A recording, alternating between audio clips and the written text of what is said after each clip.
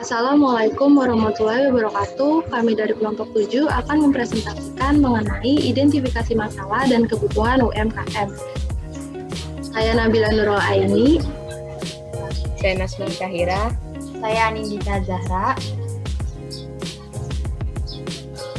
Kali ini kami akan mengidentifikasikan tokoh harapan baru. Ya, pertama kita akan mengetahui dulu profil usaha Toko Harapan Baru. Nah, nama toko tersebut ialah Toko Harapan Baru. Jenis usahanya itu ialah usaha toko pakaian seragam. Nama pemiliknya ialah Haji Asri Yusuf. Nah, alamat usaha ini berada di Jalan Sunan Giri, Kelurahan Rawamangun, Kecamatan Pulau Gadung, Jakarta Timur, DKI Jakarta, dengan kode pos 12030. Toko ini berdiri sejak 20 Desember 1979, sudah 40 tahun toko ini berdiri, dan produk-produk yang dijual pada toko ini seperti seragam sekolah, atribut seragam, perlengkapan ekstrakurikuler, masker kain, dan beberapa seragam profesi guru. Next.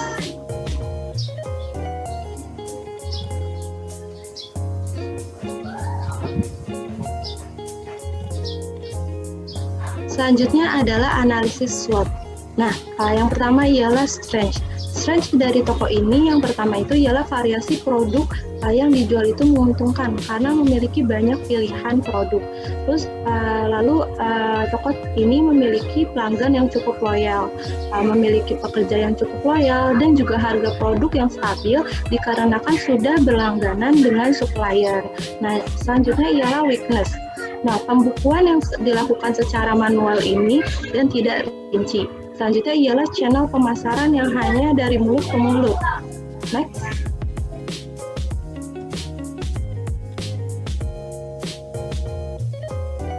Selanjutnya ialah opportunities. Nah, opportunities dari toko ini seperti produk yang selalu dibutuhkan setiap tahunnya, seperti tahun ajaran baru, sekolah untuk menunjang kebutuhan sekolah yang pastinya. Terus selanjutnya itu ialah bahan baku produk ini tuh mudah untuk didapatkan, dan lokasi toko yang strategis di Jalan Sunan Giri di mana dekat dengan beberapa sekolah dan juga pemukiman warga.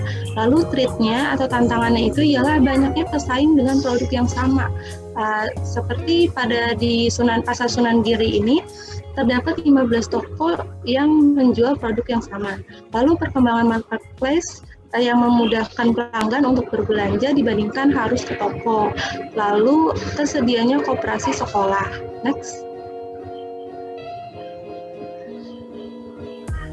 Selanjutnya ialah segmentation, targeting, dan positioning toko. Yang pertama itu ialah segmentation, yaitu yang pertama demografis. Nah, demografis di toko ini mencakup pria atau wanita berusia 6-30 tahun, dan anak-anak sekolah mulai dari anak sekolah dasar, sekolah menengah pertama, dan sekolah menengah atas, dan juga masyarakat menengah bawah dan menengah.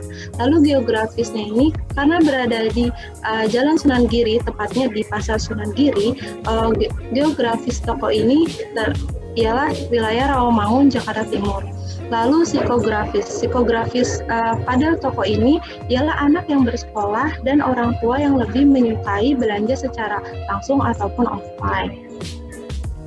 Next.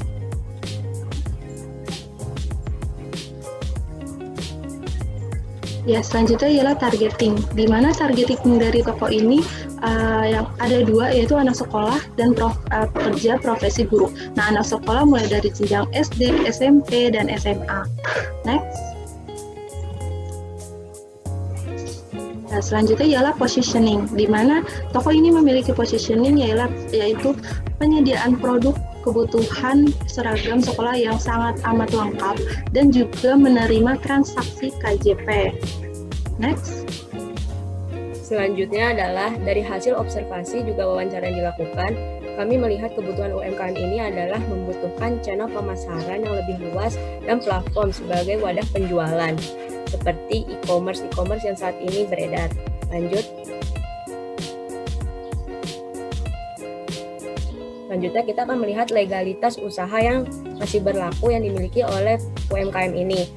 UMKM ini memiliki surat izin usaha perdagangan, nomor pokok wajib pajak yang masih aktif, juga tanda keanggotaan pada anggota Koperasi Perdagangan Pasar Sunan Giri, juga memiliki surat keterangan usaha. Lanjut.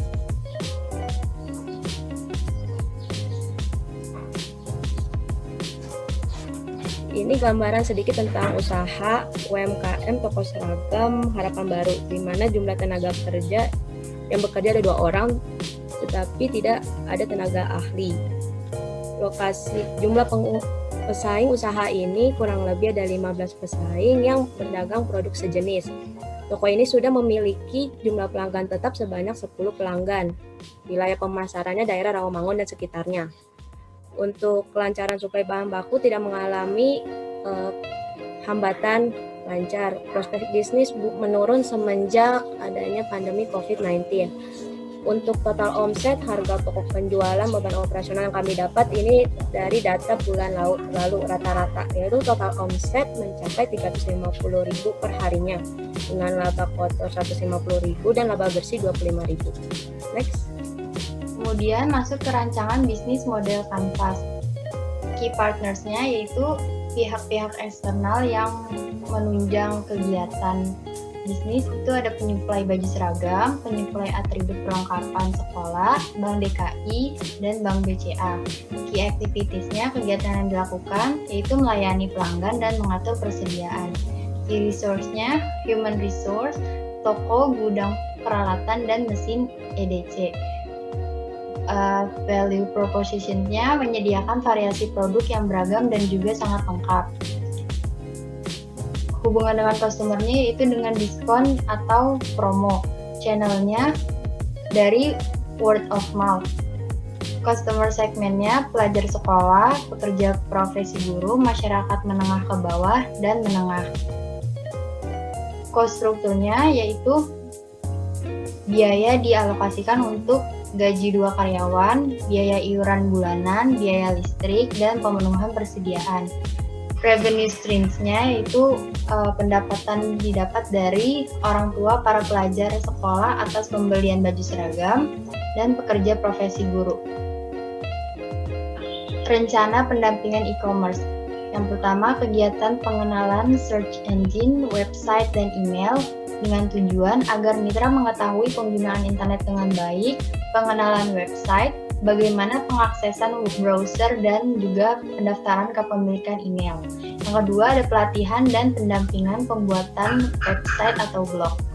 Bertujuan agar mitra mampu terbiasa berinteraksi dan berkomunikasi pada dunia maya seperti website ataupun blog yang dapat mendukung pengembangan usaha.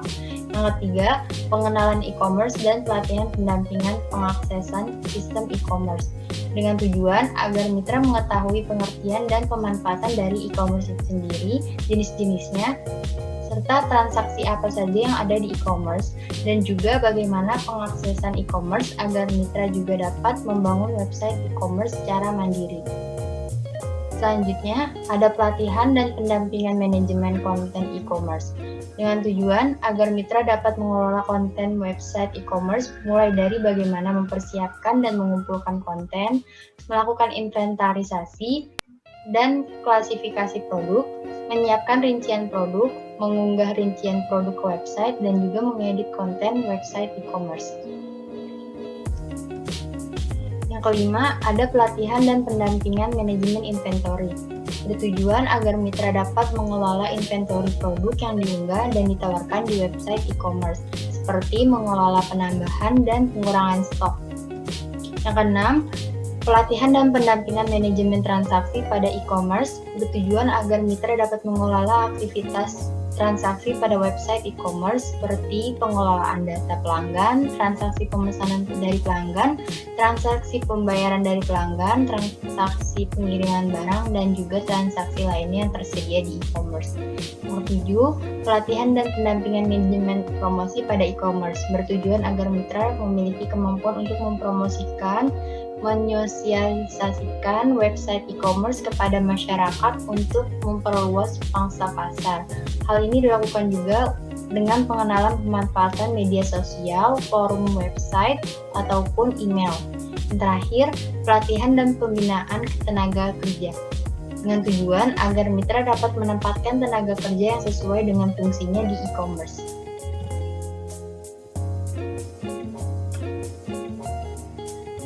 Berikutnya ada beberapa bukti dokumentasi dari kami mengenai observasi UMKM tersebut. Di sini ada 3 gambar yang menggambarkan keadaan di toko tersebut. Next. Ya, selain ini masih ada beberapa gambar menggambarkan keadaan di toko tersebut. Terdapat ada penjualan baju seragam, kaos kaki, gesper, dan lain-lainnya. Next. Ya, ini juga masih terdapat, ya, selanjutnya itu ialah observasi lokasi langsung dari salah satu anggota kami, yaitu Anindita, langsung mengunjungi toko tersebut dan berbincang dengan pemiliknya. Next. Ya, ini kami juga melakukan interview narasumber melalui Zoom dikarenakan keadaan PSBB. Jadi kami mengumpulkan data juga salah satunya dari interview melalui Zoom. Terima kasih, sekian dari kelompok kami. Wassalamualaikum warahmatullahi wabarakatuh.